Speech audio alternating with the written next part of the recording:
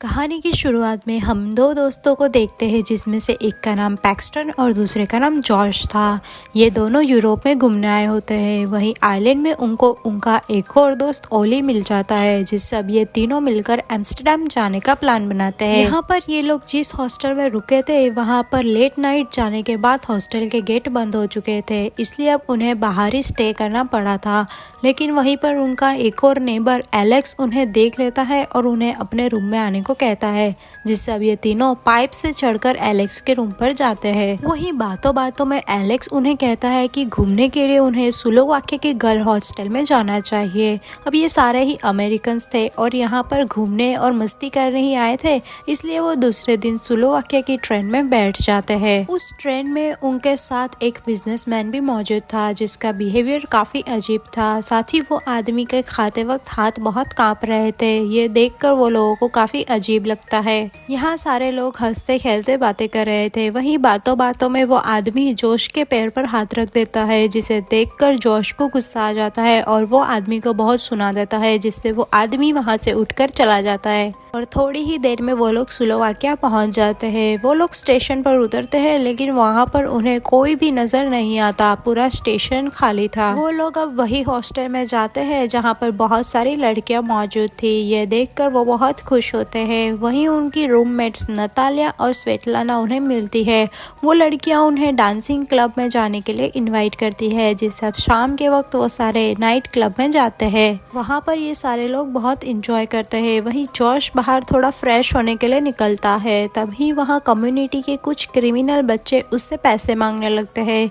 उसी वक्त वहाँ पर बिजनेसमैन आ जाता है, जो कि कुछ पैसे फेंक देता है, जो उठाकर वो बच्चे वहाँ से चले जाते हैं। जॉश ये देखकर उसे थैंक्स बोलता है। साथ ही वो ट्रेन में किया बिहेवियर के लिए उसे माफी मांग लेता है। और अब दोनों ड्रिंक ले रहे थे। यहाँ पर वो बिजनेसमैन उसे सलाह देता है कि उसे अपने एज के मुताबिक गुस्से पर कंट्रोल करना चाहिए और थोड़ा सहन करने की कोशिश करनी चाहिए। यहाँ पर ओली को एक लड़की अपने साथ ले जाती है। दूसरी ओर एलेक्स और जोश एंजॉय कर सो जाते हैं। सुबह होने पर उन्हें ओली नजर नहीं आता, जिससे वो होटल के रिसेप्शनिस्ट में उसके बारे में पूछते हैं।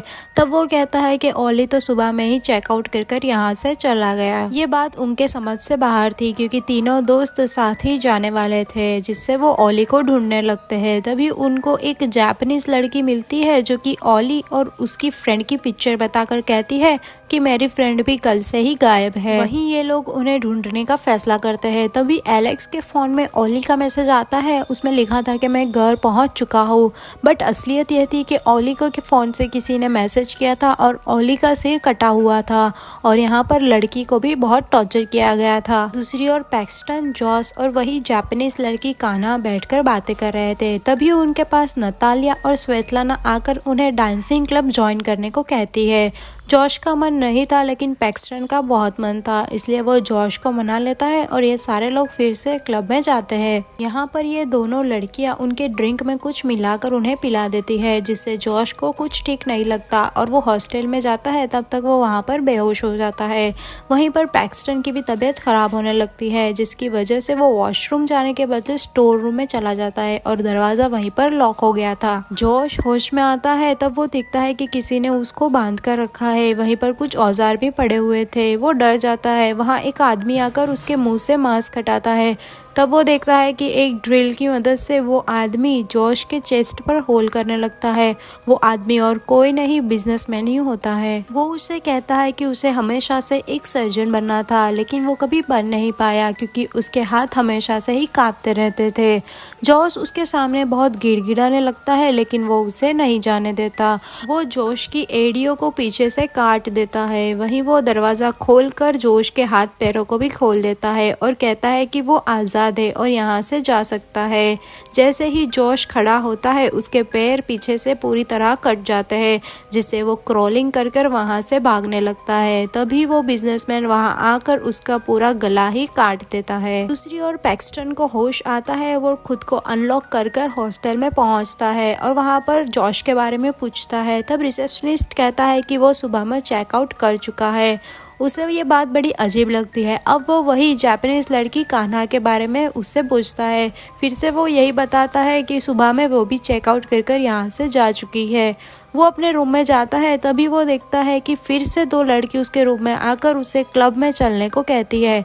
उसे अब बहुत शक होने लगता है। पैक्सटन जॉश को कॉल लगाता है, लेकिन उसका फोन स्विच ऑफ आ रहा था, जिससे अब वो पुलिस स्टेशन में जाकर रिपोर्ट लिखवाता है, लेकिन पुलिस ऑफिसर भी उसकी हेल्प नहीं करते। यहाँ पर वो दोनों लड़की नतालिया और स्वेतलाना को देखता है रेस्टोरेंट में। वो वहाँ जाकर जॉश के बारे में उससे पूछने लगता है। पहले तो नतालिया अपनी बातों में घुमाने लगती है उसे, लेकिन बाद में पैक्सटन के गुस्सा होने पर वो उसे अपने साथ कहीं पर ले जाती है। वो उसे कार में बिठाकर एक फैक्ट्री के पास ले जाती है, जहाँ पर बहुत सारे गार्ड्स भी खड़े हुए थे। वहाँ वो उसे अंदर ले जाती है, तब पैक्सटन देखता है कि वो बिजनेसमैन जॉश को पूरा काट चुका था और वो उस पर सर्जिकल ऑपरेशन कर रहा था। वो वहाँ से भागने ही जा रहा था, तब गार्ड्स पैक्सटन को पकड़ लेते हैं और पैक्सटन देखता है कि चारों ओर बहुत सारे लोगों को टॉर्चर किया जा रहा था।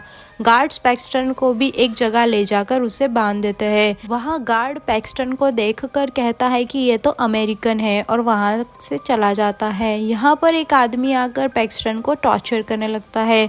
वो एक कटर की मदद से पैक्सटन के हाथों को काटने ही जाता है, लेकिन तभी हाथ के बदले उसकी खुद ही की उंगलियां कट जाती है, जिससे पैक्सटन की हाथ की कड़ी खुल जाती है। फिर से वो उसका हाथ काटने ही जाता है, तभी उसका पैर उसकी उंगलियों के ऊपर आ जाता है और वो फिसल कर गिर जाता है, जिससे उसके ही कटर से उसका पैर कट चुका था। पैक्सटन ये देखकर जल्दी से खुद को आज़ाद कर देता है और एक गन से उसी आदमी को शूट कर देता है। गोलियों की आवाज़ सुनते ही गार्ड वहाँ आ जाता है, लेकिन वो खुद को फिर से बांध लेता है और ऐसा शो करता है कि वो बंधा हुआ है।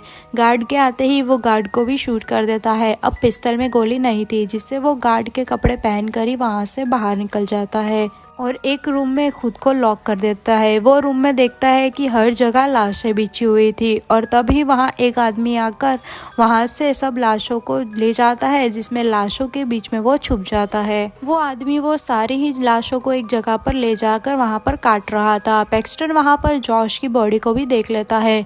वो मौका देखते ही उसी आदमी को भी मार देता है और फिर लिफ्ट के जरिए वहाँ पर से एक फ्लोर पर आ गया था। वहाँ उसे कुछ अच्छे कपड़े नजर आते हैं। वो उन्हें पहन लेता है और कपड़ों की पॉकेट में हाथ डालते ही उसे एक कार्ड मिलता है। वो उस कार्ड में उस जगह का नाम लिखा हुआ था। वो जगह एलाइट हंटिंग था।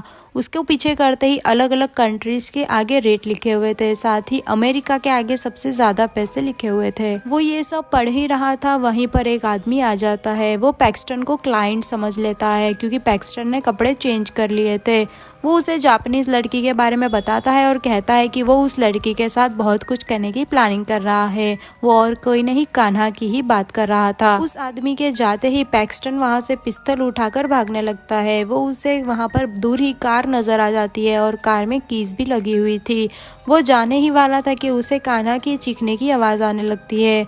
वो कान्हा को बचाने वहाँ भागने लगता है। वो उसी रूम में पहुंच जाता है जहां पर वो आदमी कान्हा को टॉर्चर करता था और वो टॉर्च की मदद से कान्हा की आंखों को जला रहा था। पैक्सटन पिस्तल से उसे मार देता है। कान्हा बहुत ही चीख रही थी, क्योंकि उसकी आधी आंख बाहर आ चुकी थी। उसे काफी दर्द हो रहा था, जिसे पैक्सटन एक कैंची की मदद से उसकी आंखों को काट देता है और ये सीन बहुत ही डिस्टर्बिंग होता है। किसी तरह वो लोग वहां से भागने में कामयाब हो जाते हैं, लेकिन सिक्योरिटी गार्ड उन्हें देख लेता है और उन्हें पीछा करने लगते हैं। रास्ते में उन्हें नतालिया, स्वेतलाना और एलेक्स नजर आते हैं। वो गुस्से में उन पर गाड़ी चलाकर उन्हें मार डालता है। यहीं पर रास्ते में उन्हें पुलिस भी नजर आती है, जो कि चेकिंग कर रही थी। पुलिस भी उन लोगों से ही मिली हुई थी। वो पैक्सटन को देख लेते हैं और उसकी कार के पास जाते हैं, लेकिन कार के पास पैक्सटन और कान्हा नहीं थे, क्योंकि वो दोनों पहले ही भाग चुके थे। वो लोग जंगल के रास्ते भागने लगते हैं और भागते हुए वो लोग स्टेशन पहुंच जाते हैं। दूसरी ओर उन्हें सभी लोग ढूंढ रहे थे। वहाँ पैक्सटन भागने का रास्ता ढूंढ रहा था। वहीं कान्हा अपने चेहरे को देख लेती है। वो काफी डिसहार्ट हो गई थी, जिसे देखकर वो ट्रेन के आगे आकर सुसाइड कर लेती है। दूसरी ओर पैक्सटन को भागने का मौका मिल जाता है और जब पैक्सटन ट्रेन में बैठा होता है, तभी उसे वही बिजनेसमैन की आवाज आती है। वो बिजनेसमैन जो स्टेशन पर रुकता है, वहीं वो उसका पीछा करने लगता है।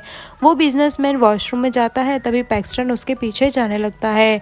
वही आदमी वहां पर अपनी कंपनी का कार्ड गिरा हुआ देखता है। वो उसे उठा नहीं जाता है, तभी नीचे से पैक्सटन चाकू से उसकी दोनों उंगलियों को काट देता है।